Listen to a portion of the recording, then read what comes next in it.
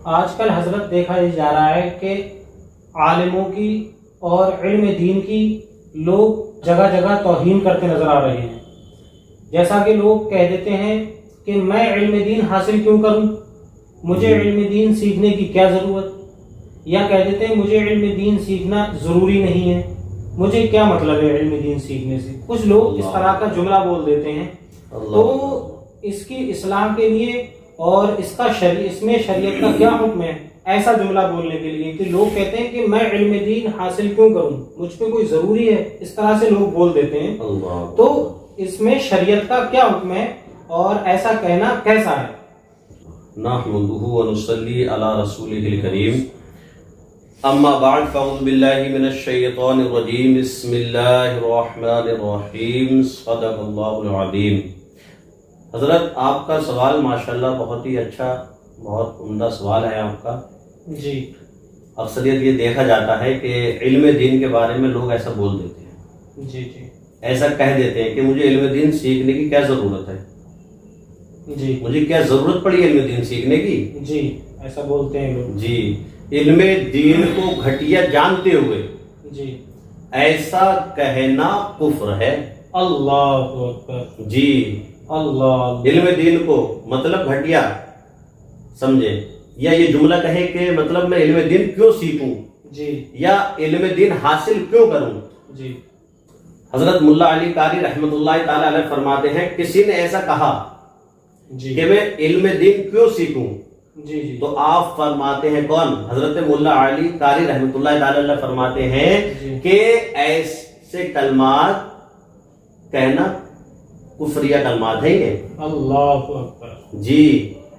اس کا جو قول ہے, یہ جو کہہ رہا ہے کہ مطلب میں علم دین کیوں سیکھوں, یہ قول جو ہے وہ کفریہ قول ہے. اللہ اکبر. جی. یعنی اس سے یہ پتہ لگا کہ اس نے علم دین کو حقیر سمجھا, کمتر سمجھا, یعنی بدترین جانا. اللہ اکبر. بھائی علم دین سیکھنا ہر مسلمان پر فرض ہے. جی.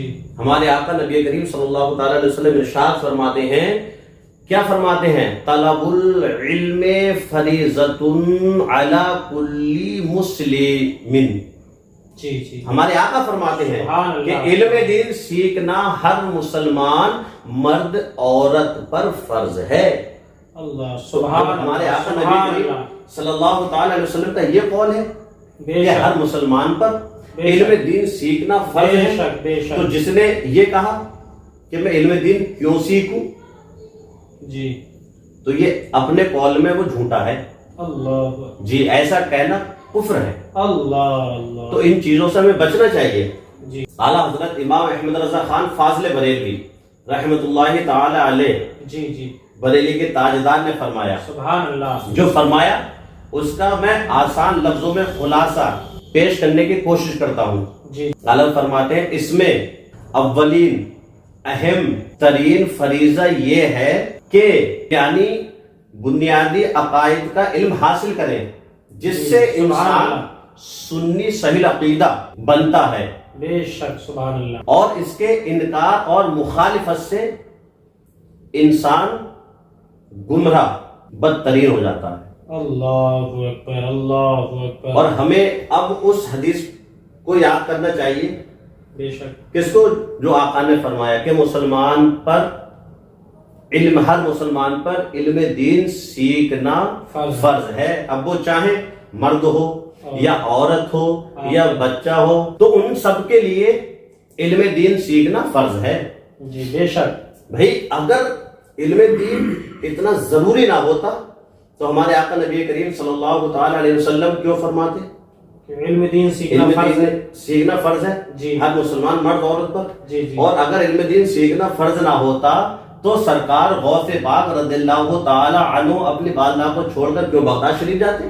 سبحان اللہ, کیا بات ہے بھائی. بچپنے کا عالم سرکار غوث پاک نے فرمایا امی جان میں, اور وہ غوث پاک بے شک جو 18 پاروں کے حافظ ماں کے شکم میں ہو گئے. سبحان اللہ. سبحان اللہ, کیا بات. استاد نے پڑھایا بیٹا عبد القادر پڑھو الف با تا تا, غوث پاک پڑھتے چلے گئے، پڑھتے پڑھتے پہلا پارہ، دوسرا پارہ، تیسرا، اسی طریقے سے پڑھتے پڑھتے سرکار غوث پاک 18 پارے پڑھ چکے۔ سبحان اللہ۔ استاد بھی حیران پریشان کیا ہے بھائی اتنا بڑا بچہ اور 18 پاروں کا حافظ۔ کہا بیٹا آپ نے یہ پارے کہاں سیکھے؟ تو آپ نے فرمایا کہ میری والدہ 18 پاروں کی حافظہ ہے۔